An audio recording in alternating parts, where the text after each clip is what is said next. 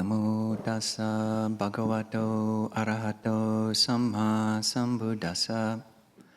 Namo tassa bhagavato arahato samma sambuddhassa.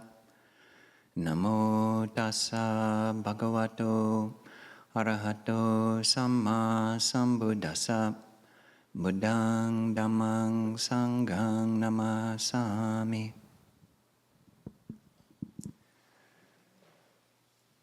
So, I'd actually love it if we could chant that same chant one more time. I'm going to abbreviate it slightly for anybody who's thinking like, come on, dude, we just chanted that. At monasteries, we do so much chanting. This is nothing. And it's on page 57. And this time, these are 10 subjects, and we won't do the part that says this should be reflected upon and again by one who has gone forth. So basically, just what's inside of the inner, those inner quote marks. We will start with the Bhikkhus. Okay, let's see if we can do this together. Bhikkhus, there are 10 dhammas which should be reflected upon again and again by one who has gone forth. What are these 10? I am no longer living according to worldly aims and values. My very life is sustained through the gifts of others. I should strive to abandon my former habit. Does regret over my conduct arise in my mind? Could my spiritual companions find fault with my conduct? All that is mine, beloved and pleasing, will become otherwise, will become separated from me. I am the owner of my kamma, heir to my kamma, born of my kamma, related to my kamma, abide supported by my kamma. Whatever kamma I shall do, for good or for ill, of that I will be the heir. The days and nights are relentlessly passing. How well am I spending my time? Do I delight in solitude or not? Has my practice borne fruit with freedom or insight, so that at the end of my life I need not feel ashamed when questioned by my spiritual companions? Bhikkhus, these are the 10 dhammas to be reflected upon again and again by one who has gone forth. Okay, well, I hope everybody loved that. And if you didn't love the whole thing, I hope you loved at least one sentence, or at least one word. Or if you didn't love any of it, then thank you for not leaving just yet. Now, when you come to a monastery in our tradition, we all use the same chanting books, and they use the same chanting book at Aloka Vihara. And we'll usually we're chanting from this chanting book every morning, every evening, and we pretty much have to memorize the chanting book. Just by default, you end up memorizing the chanting book within the first year, if not the first 6 months. And this one comes a little bit later because we don't chant it that often, and I can totally understand why. You know, every time, maybe not every time, but so much of the time when whoever was leading the chanting said, okay, turn to page 57, we're going to do the 10 subjects for frequent recollection, I would always think, oh, come on, you know, this, I love it myself, and it's great for monastics. All of these, we need to be, as monastics whose very life depends on the support of others, we need to be reflecting like this. It's a duty. But in our monasteries, we also have lay people visiting who maybe it's their first little foray into Buddhism. Basically, they just came for the meditation, And then we kind of, we're not charging anything, so they feel compelled to chant. And then we make them, chant something like this. And it can oftentimes seem a little bit much. But yeah, I think it's useful to look at the Pali and to take all 10 points as a whole, because that's how the Buddha taught it. So this does come up in the earliest strata of the Buddha's scriptures, and as you can see with this word bhikkhus, he is talking to the monastic community, but it really does have broader implications. And nowadays, if someone's giving a talk or doing a presentation, there's oftentimes advice, okay, just talk about 3 things, or just do 5 things. That's all people these days can handle. It's just 3 things, okay? The Buddha gave 10. So I do think people's memories, by and large, were a lot better than they are these days when we've outsourced so much of our memory. But yeah, it is a set that the Buddha gave. And initially, so many of you will know that Ajahn Nisabo and I are both on our winter retreat. So we're 3 weeks into a 3-month time of stepping back and doing less outreach. We're answering emails less, and that's a real practice for Ajahn Nisabo. For me, I just love it. Ajahn Nisabo is an amazing emailer. But I delight in the solitude of not having to send emails. And as I was settling in this week, one thing that we're doing, some of you will know, is we're having 7 hours a day of online Zoom meditation. And you might ask yourself, what the heck is Zoom meditation? Well, Zoom meditation is just like a Zoom room or just like meditation, except you combine the two. So you come in, you open up, click the Zoom link, and you're there. And you can either have your camera on or have your camera off, and we'll have a group of 6 to 20 plus people sitting there quietly. And we have longer sessions. People are welcome to come for any period that you can. These days we're doing 3-hour session. We have a period from 4 to 7, a period from 10 to noon, and a period from 3:45 in the afternoon to 5:45. And there are people here, even I'm looking at some of them in particular, who come to many, if not all of those. And it's kind of a beautiful little community that we got going there. And we all sit in silence. It's like forced mute. Nobody can unmute, even if you wanted to, like scream or do whatever people do on Zoom usually. But yeah, forced mute. And then at the end of the session, unmute, ring a bell, and then people do one of these things, like greeting and thanking each other. And then there's this really sweet, super, smile and wave, and it is very reliable. One of the best parts of my days is just seeing other people delight in each other's company. So at the beginning of this week, I was really delighting in that. And I think I knew Ajahn Nisabo and we are taking turns doing these talks. I'll come in 1 week, he'll come in the next week. Sometimes we'll do doubles, but I think I knew that I would be coming in. So it was already very naturally this question, point number 9 in here, do I delight in solitude or not? That was very naturally just coming up as a really useful question. And pretty much that was the main question that I was posing to myself from time to time in between meditations or even in meditation. What does that mean? Kachinu kohang sunyagare abiramamiti. What does it mean? What is solitude? What does it mean to delight in solitude? And do I delight in solitude? Do I ever delight in solitude? Can I delight in solitude? Is that a desirable thing to delight in solitude when there's so much craziness going on in the world? Can I delight in solitude? Can I just sit down and my favorite non-Buddhist quote is from Pascal. And he said that all of humanity's problems stem from the inability to sit quietly in a room alone.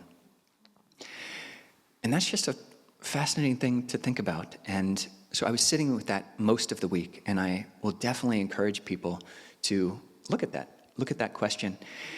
And then I think just yesterday, was remembering an article which some people had referred us to in The Atlantic. It's called The Antisocial Century.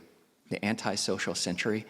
And it's making, I think, a really good point how a lot of people in society and different levels of society, different subcultures, are really becoming more and more isolated.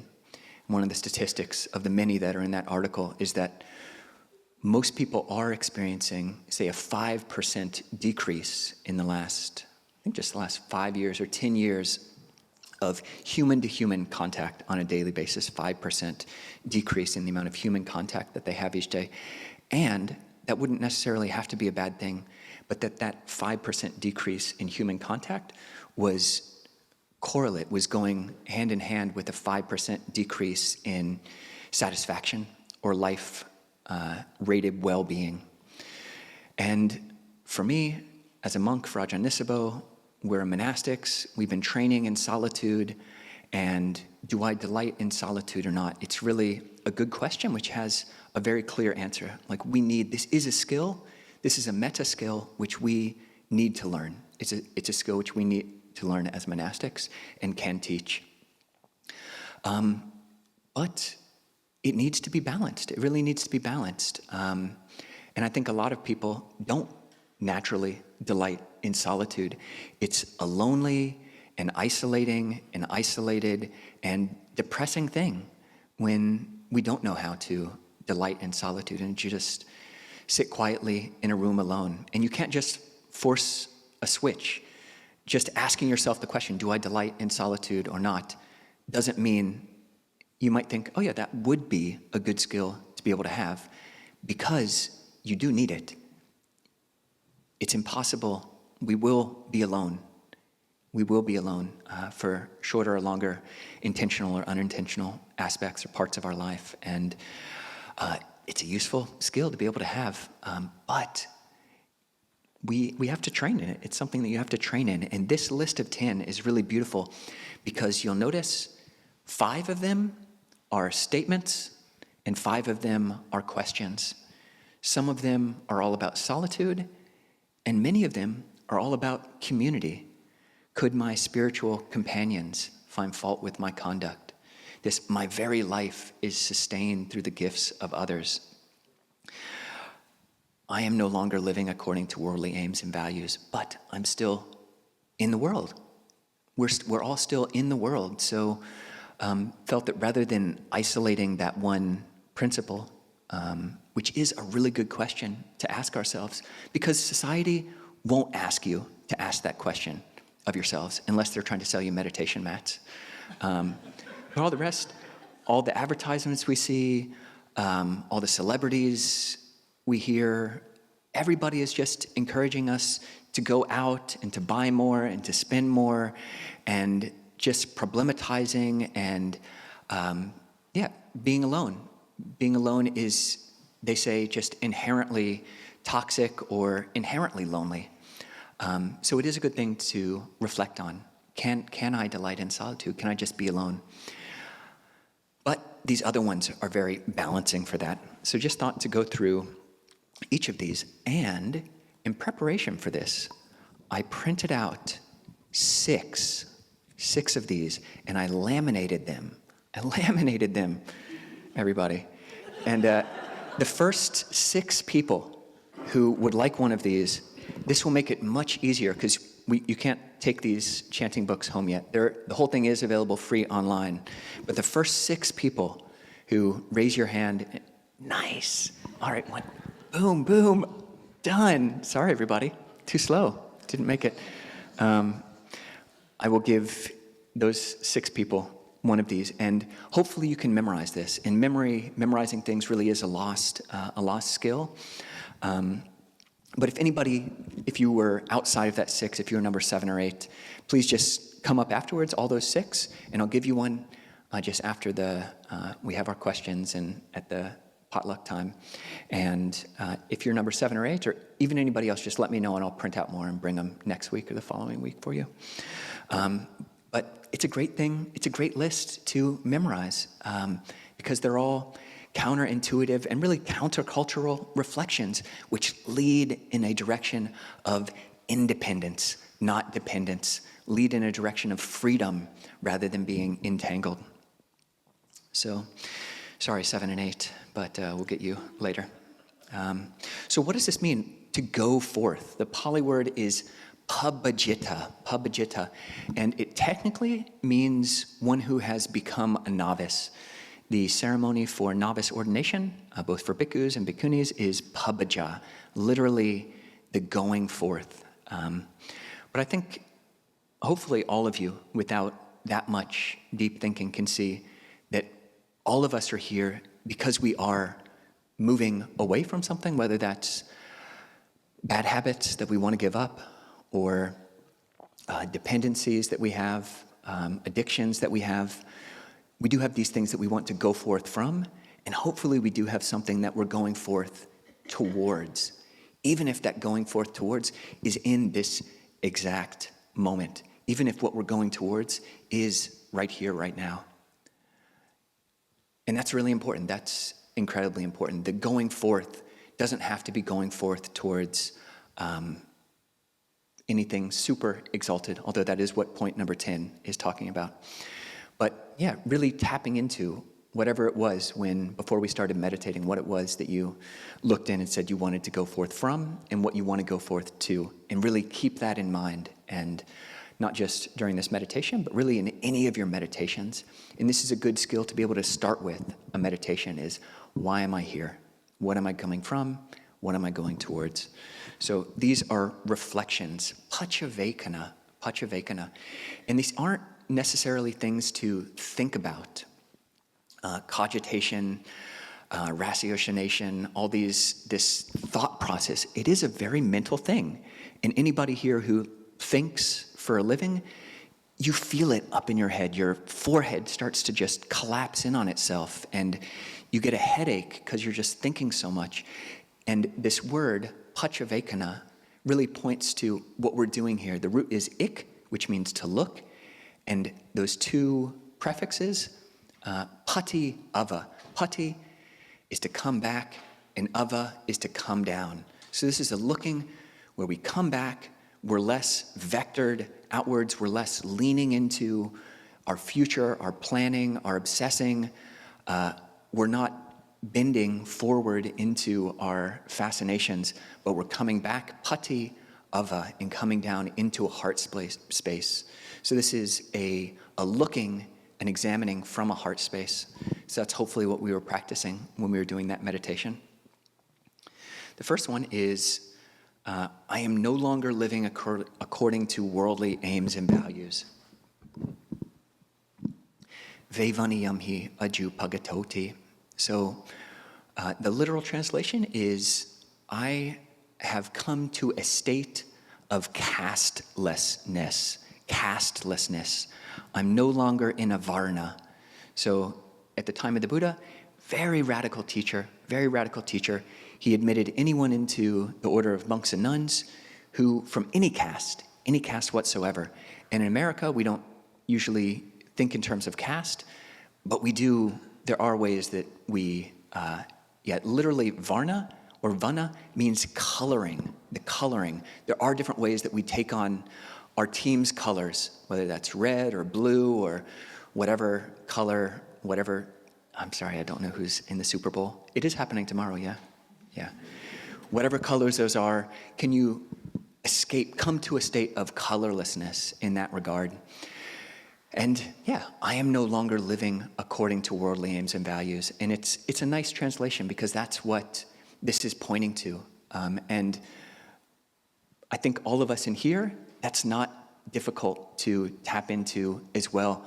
We're here, this is a rather countercultural place, gathering space. The cultural values of just consume. That's not what we're doing when we come together. Our different values, stated or unstated, implicit or explicit, that society has for us, imputes upon us and expects of us, that our families have of us, are employers have of us. We're trying, at least in our hearts, to move outside of that, or at least to have a space that's no longer living according to worldly aims and values. The second is, my very life is sustained through the gifts of others. Parapatibada me jivikati. Literally it means, Buddha, my life is bound up. My life is bound up with others. And a really great time for you to remember to reflect on this is when you're eating. This is instantiated in the mealtime chants of many monasteries, is that you reflect, this offering or this food upon my table is the fruit of work and care.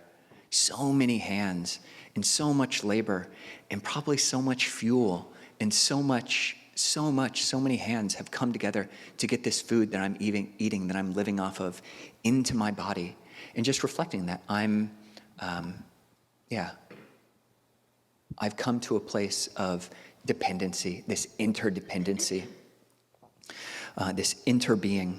So my very life is sustained through the gifts of others, or my life is bound up with others. And that's really important to remember. And it's a very good counterbalance to the type of isolation which is depressing, the type of isolation which leads to that 5% decrease in your own well-being, when you just think, I've done my job, I've spent my 8 hours or whatever it is doing the work for the man or whoever it is, and this is my time, get out.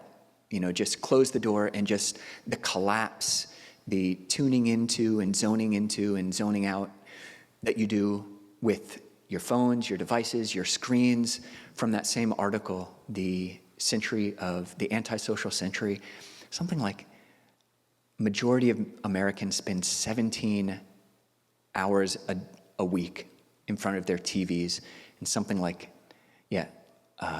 just the statistics are just, it's depressing just to hear the statistics. All the more if you're actually living inside of your black mirror. So recognizing that our lives are bound up with other people, that's really important.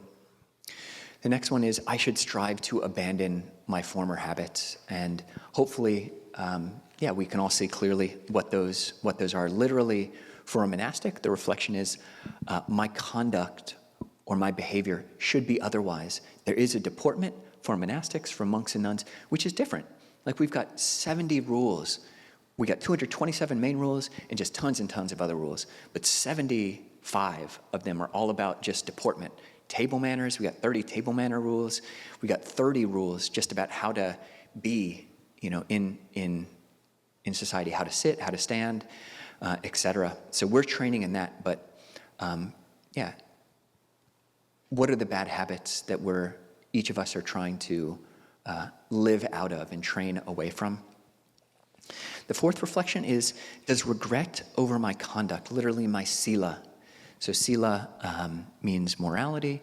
Hopefully people know the 5 precepts. We take them every once a month on the first Saturday. That's, I undertake the precept to refrain from taking the life of any living creature, from taking that which is not given, from sexual misconduct, from false and harmful speech, from using intoxicants. And that's a really good base of harmlessness. You're giving a great gift of harmlessness to the whole world when you keep those precepts. And we do this as monastics. Every 2 weeks, we confess with our monastic brothers and sisters if we've broken any of these rules, if we've slipped up with our speech or whatever it is. And we do have this on our Discord server. People can find a confession buddy or just someone to talk about your precepts with. And I think many hundreds of people on our Discord server are doing that, have found someone to confess or talk about these different trainings, because they are trainings that we take on, and you can reflect on this again and again. The Buddha doesn't say how often, but how often would it be useful to look back at your day or at your morning or at your week or your past 2 weeks and say, oh, how was I with my speech? How was I with my actions, my kindness? So that's the fourth training. And the first question, before then we have 3 just statements. So ontological. The Buddha is stating, okay, these are reflections for people who've come into, a Dharma community, these reflections on how we exist in society. That's just how it is. And now we're getting to the questions which you ask yourself. And the next is, could my spiritual companions find fault with my conduct? And that's good. This points to friendship. It's not, we need to learn how to be alone, but we also need to learn how to be a good friend. And why? Because the reason we're not better at the things we want to be better in is often because we've got all these blind spots and we just don't see very clearly the ways that we're hurting our spouses and our friends and our coworkers. So having a good friend, and the words here are sabrahmachari or vinyu. Vinyu means wise. So our wise companions, sabrahmachari, those who are kind of walking this path with us, preferably people who are trying to train in these same things, maybe other people who are trying to train in the 5 precepts or the 8 precepts. So checking, could others find fault with my conduct? And then the next 2 are also part of the 5 subjects for frequent recollection, which is the very previous chant, which is on page 55. All that's mine, beloved and pleasing, will become otherwise, will become separated from me. Just this truth of separation that is a fact of life. It's a resultant from anicca, the truth of change. Everything is changing and things are unpredictable. The next reflection is also from that 5 subjects of frequent recollection. I am the owner of my kamma, or karma. What is karma? Karma is action. I am the owner of my intentional actions, heir to my actions, born of my actions, abide supported by my actions. Whatever I do for good or for ill, of that I will be the heir. We are the results of our past actions and intentions in so many ways, and maybe all the ways that are most consequential. So reflecting on that and taking that radical self-responsibility is really important. And then the last 3 are all questions again. So this next, the days and nights are relentlessly passing. How well am I spending my time? Literally, the days and nights are coming up and falling down. The sun is coming up, and then it goes down. And then it happens again and again. And especially you watch that on time lapse, that is fast. And you look back, life just goes really quickly, and it seems to go even more quickly the older you get. And the days and nights are relentlessly passing. We're still alive, so there's still things that we can do with that. And reflecting, what does that mean? What are the implications of that? If we took our mortality seriously, how well are we spending our time? It's a good question, because it's fun to have fun, but you got to know how. And if you can find fun and enjoyment, if you can learn, as the next reflection say, do I delight in solitude? If you can learn to take delight in solitude, if you can learn to feed off of these different aspects of the well-being cascade, if you can learn how to really enjoy being someone who wants to be generous, somebody who wants to be virtuous, someone who's trustworthy and harmless and trying to be wise and trying to have a still mind, or at least a mind that can become still. So this, do I delight in solitude or not? And you really do have to learn how to do that. And part of it really is just putting in the time. And we definitely invite all of you, hopefully, come, even if you can only come for 5 minutes to our Zoom meditations, then come to those. It's a great forcing function to have these accountability buddies.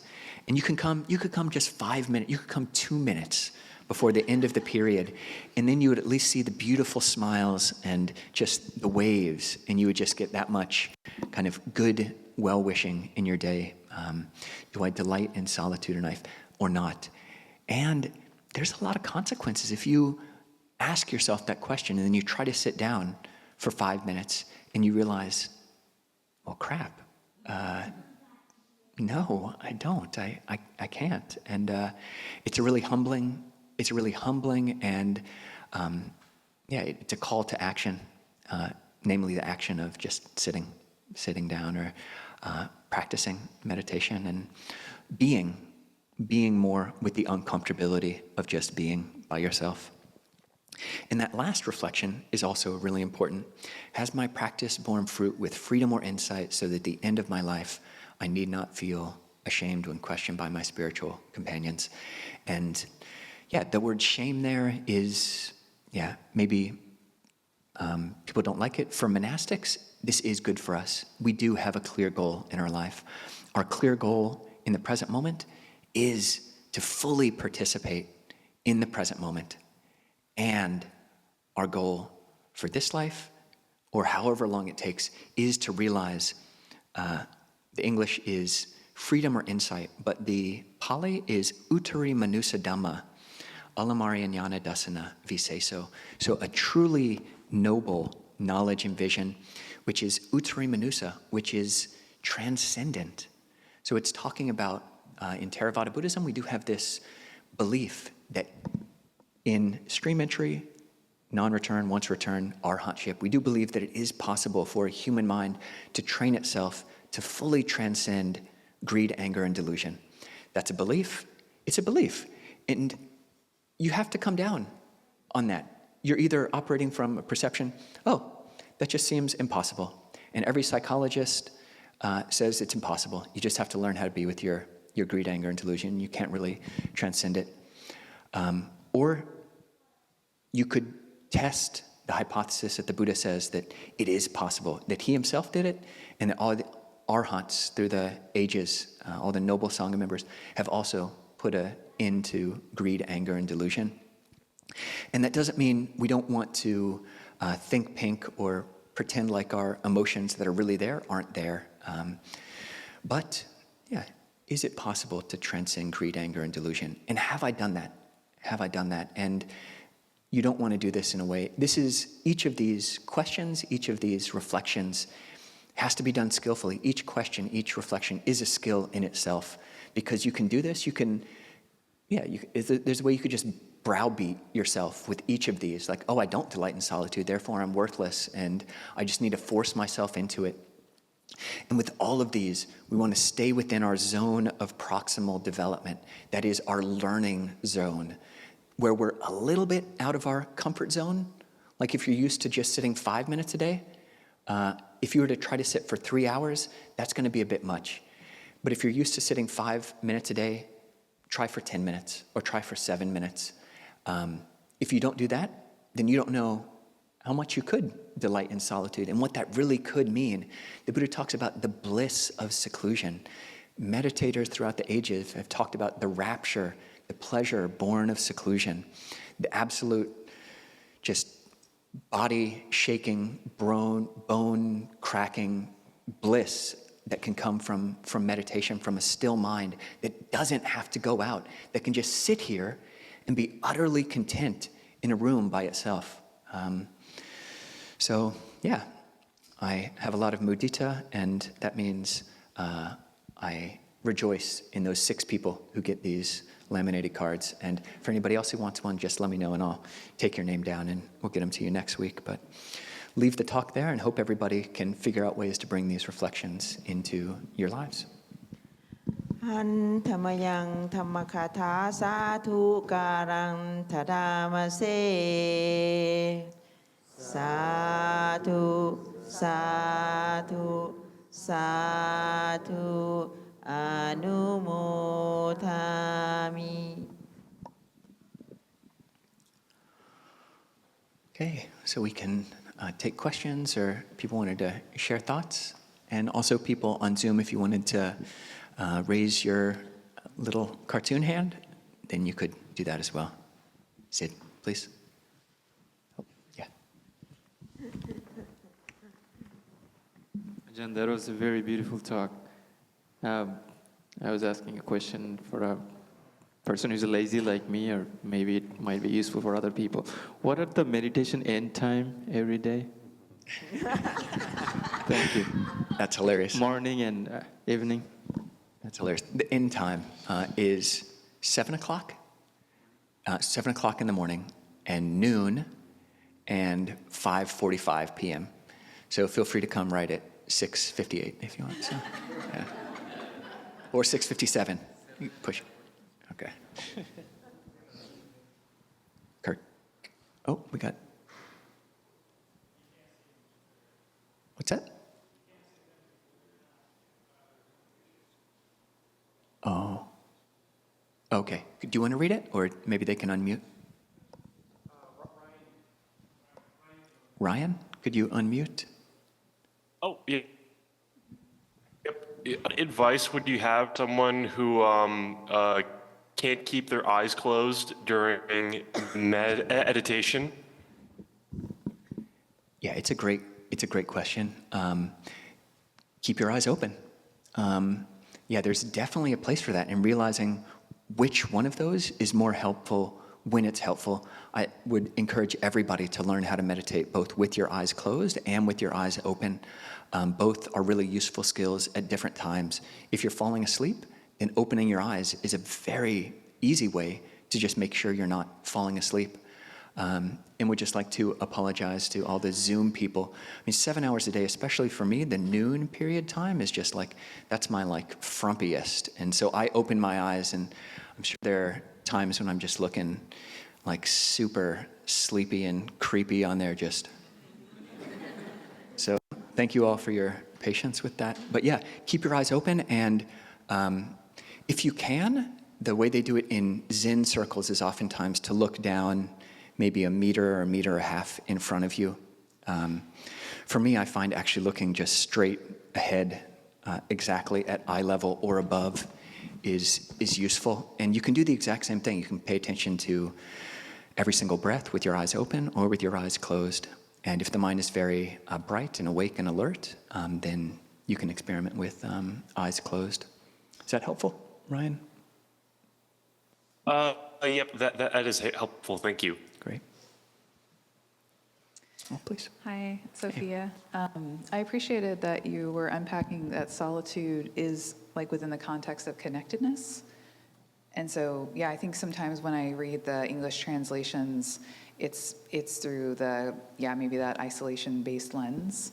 And so, it's not asking you to be comfortable, isolated, and disconnected. It's saying, how do you enjoy pulling back and creating kind of a cognitive space for yourself and your own being? Is that kind of the solitude that we're talking about here? Perfect. Oh, great. Yeah. Well, wonderful. And then just the other phrase, all that is mine, beloved and pleasing, will become otherwise.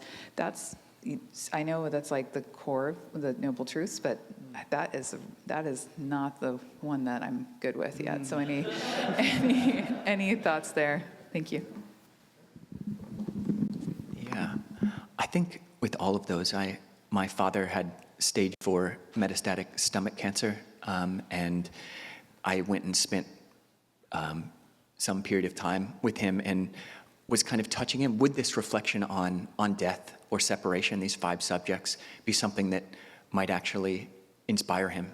And it was definitely the wrong medicine. Like, it was a very depressing and not helpful for him to reflect on his own mortality at that point. So, okay, touch that, and it's too much. But I'd say if you can see that it's the heart of the Four Noble Truths, that there is separation and there is dukkha, because that's really what it's pointing to, our own attachment to different things, our own entangledness with things.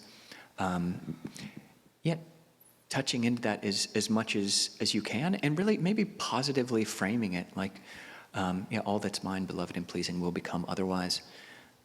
And there is a well-being that is unentangled, that can be unentangled. There's a well-being that doesn't have to be shaken by that.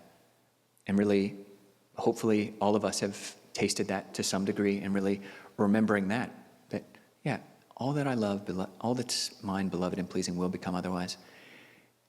And I'm really my best version when I'm not fixated and stuck and attached. And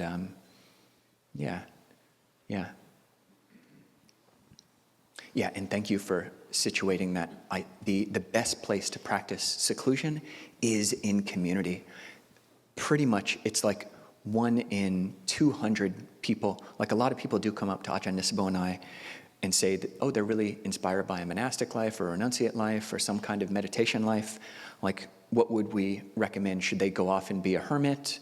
And extremely rarely do we say, oh yeah, just go off, sell all your stuff and then just go live in a shack.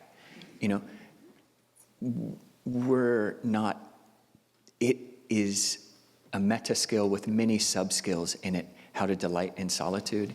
And you learn how to do it in community. When you have someone like a wise teacher, I feel extremely grateful for Ajahn Pasano's example. He'll just call you out. If I'm getting weird based on my seclusion, if I'm overly secluded, or he'll just call me out and, say, oh, I think you need to stop being, you need to come out and paint a door or something. Thank you for highlighting that. Very good point.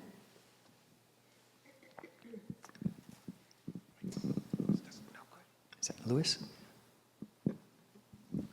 I've been rolling around the word enchantment, and especially like right now for my life with the election, I'm very cool with being disenchanted with some parts of the world, and that's coming naturally.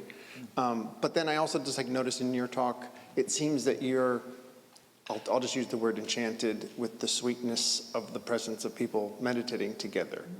And so I had a little Kalyana Mitta pre-talk this morning, and we came down to the conclusion that it was attachment that was the differentiator between the enchantment. You want enchantment with the wholesome versus, obviously my disenchantment has aversion to it in my first example. So if you could talk about the word enchantment, disenchantment, and that's it. Yeah, no, thank you, Louis. It's a very Buddhist word. You find it in a lot of texts, and it's usually a translation of nibbida, which in Bhikkhu Bodhi's earlier translations was translated as disgust, which is, that's pretty harsh. That's pretty harsh. So disenchantment does have, I remember I was translating that book, The Well-Being Cascade, and some of my classmates are like, I want to be enchanted, don't use this word disenchantment, I want to be enchanted with life and with I think this person was thinking of forest creatures, so enchanted with forest spirits or something, but in the Buddhist sense, it is the attachment which is problematic, and the Buddhist path really is, even though the Four Noble Truths are structured around dukkha, unsatisfactoriness, suffering, it is also a path of getting better at happiness, getting better in having more and more stable, lasting, harmless, generous basis for happiness. So being able to delight in the bliss of blamelessness, which comes from virtue, the bliss of seeing that you're a reliably generous person, the bliss of seclusion, the delight of being able to be alone. And we do need to be both learning how to tap into that bliss and to not be enthralled by it, to not be attached to it. Because especially when you first start training in samadhi, and maybe even for quite a while as you're training in concentration, it's not reliable. It's not reliable. You can't predict when's going to be a good sit and when it isn't. So you have to both learn how to breathe in a way, as the Buddha says in the 16 steps of breath meditation, to breathe in. I will breathe in long, joyfully, or I will breathe in long, breathing in happiness. So training in joy and happiness, but you can't be attached to that because it'll flip in your next sit, maybe. Yeah.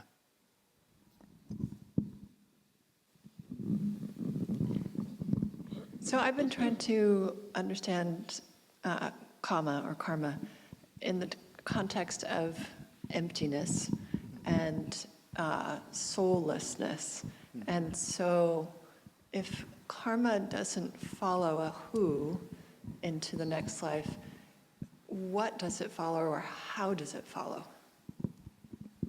Yeah, this is very important. The meaning of emptiness in Theravada Buddhism is empty of something, empty of a self. So searching when you sit down, taking that as a working hypothesis to look, okay, is this body myself? Are these thoughts myself? Are these feelings myself? So that's the emptiness. If I can't find a self that is reliable, that I can control. And what's not empty in a Theravada setting is the law of karma. So like there is this predictability of the law of karma that, as they say in Thai, tam di dai di, tam chua dai chua. When you do good, from a good intention, that will lead to wholesome good results. And when you act from bad intentions, that will lead to painful results. And things can get mixed, but there is that fixed law of karma in a Theravada, looking at things. But then it's also unpredictable. The Buddha says there are 4 things which you can't think the end to. You can't think or know the end to the world. You can't think or know the end of karma. You can't know the range of samadhi. You can't know the range of a Buddha. And that one, I can't know all of the implications of karma. So I think that's when it's good to be able to tap into that perception of emptiness. Like whatever way, this is another very useful phrase, whatever way you conceive it, the truth is ever other than that. Whatever way I conceive, the truth is ever other than that. And that's very helpful with karma, because it's not like tit for tat, like I poke somebody in the eye and then 2 days later I get poked in the eye. I might never get poked in the eye. But yeah, so relating to emptiness, I think I do find that these 2 different reflections, reflecting on the perception of emptiness, when that's helpful, and in the sphere within which it's helpful, and then reflecting on the truth of karma. I'm the owner of my karma, heir to my karma, heir to my karma. I'm the owner of my tensions. Whatever I do for good or for ill, of that I'll be the heir. And at the same time, this truth of not self. There is emptiness there, and I can't have complete control. So, yeah, and the Heart Sutra is a lot more radical. And if reciting the Heart Sutra, as you and many other people do, I have, if that's helpful, if that helps you come back to this perception that is not leaning into the future, leaning back into the past, if it helps you bring to a place of stable equanimity in the present moment, because most things are empty, then staying with that gate, paragate, parasamgate. Yeah, staying with that gone, it's all gone. Yeah.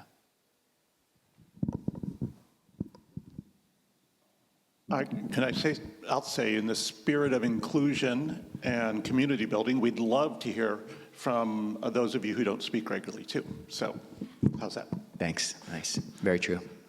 And I'm the holder of the mic and a professor, so I got to say that. There we go. Thank you so much.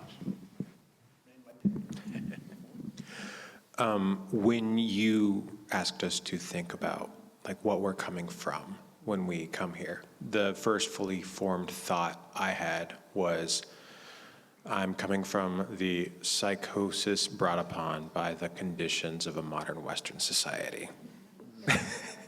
And that's honestly, like, I've been coming here for, over a year now. And I do feel that every Saturday I come here, that I get closer to a more peaceful state of mind. So I just wanted to thank you for that. Sadhu, that's really beautiful. Thank you. Thank you. Soleil? Bring a mic.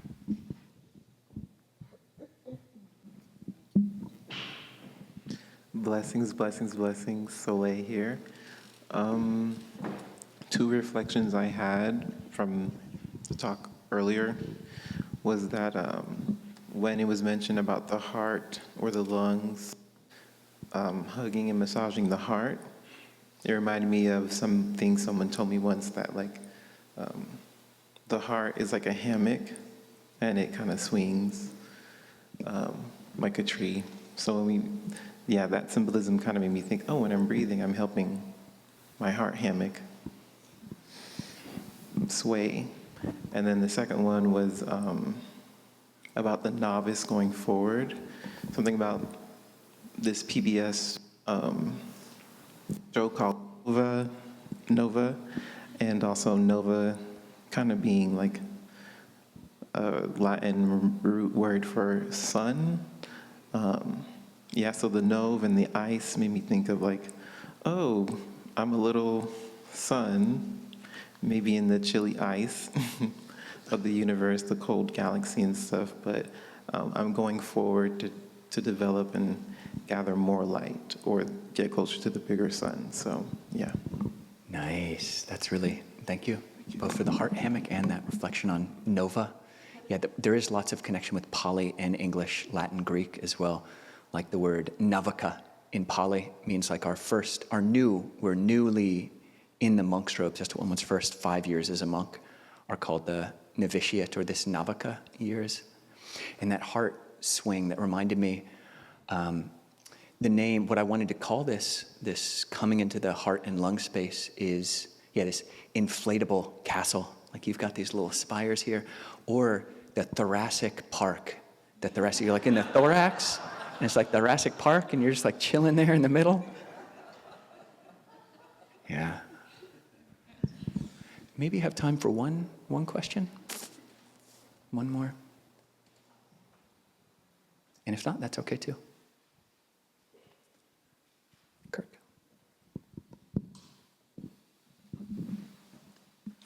For why do I come here? I guess it's a good reset for the week, and just spending time with good people and the monks who are practicing well really inspires me. So yeah, thank you guys. 3 sadhus. Sadhu, sadhu, sadhu. Yeah, beautiful, wonderful. Yeah, so one thing we do at the end of these Saturdays, and so good to hear from everybody and wish we could hear more. So please, future weeks or on our Wednesday Zooms, please do always feel free to raise your hand and share with the group. It is a gift.